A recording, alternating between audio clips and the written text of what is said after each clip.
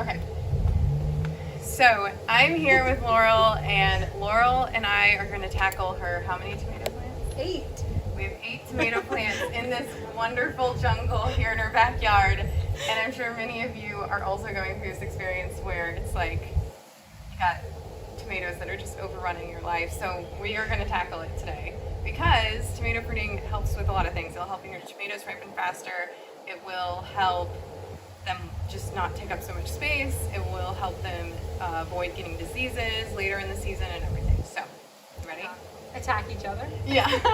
So basically what we're looking for is on the plants here, you're going to look at these stems, and you can see that there's a lot of these that aren't being used, right? Like all these leaves that aren't necessary, so to speak. Like, and tomatoes don't need that many leaves at all. Like they honestly can, these branches and things can be removed.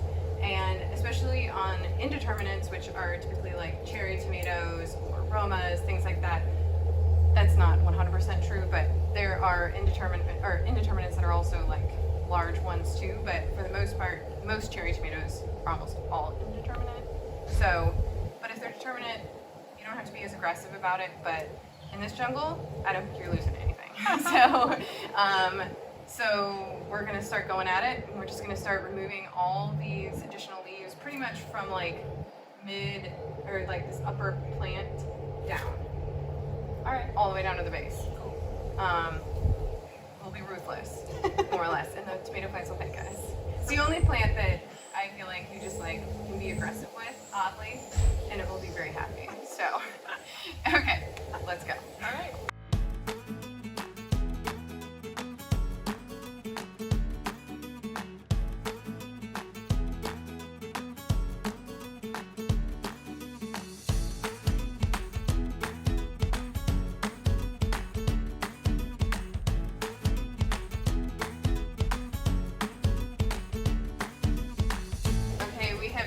The jungle together. I don't even know how long. It probably took, what, 30 minutes? At least. Yeah.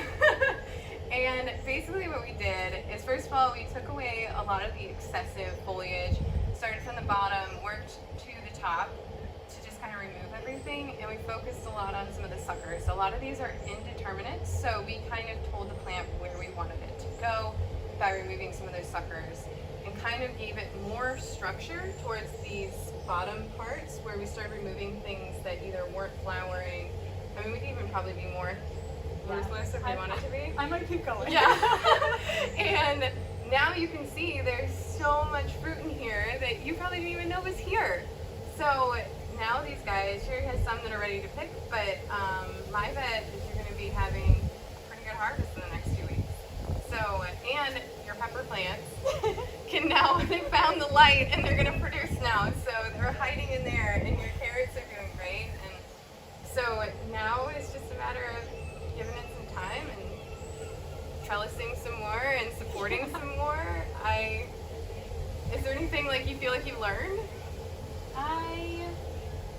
I think that, I mean, everything you said. Right? Like, Do you feel more confident? Yeah, well, also I think that is the takeaway. Yeah. Like, there's nothing that there's no harm in cutting anything.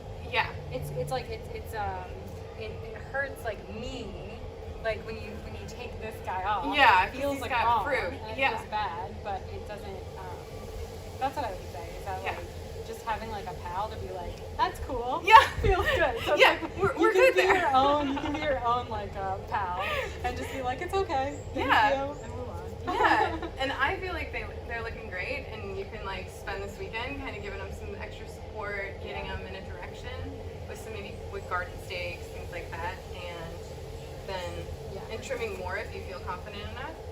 But even if you don't, I think you're probably going to be successful. And I just see so many blossoms. Yeah, it's been great. So yeah, thanks for letting me do this. Yeah, thanks for helping.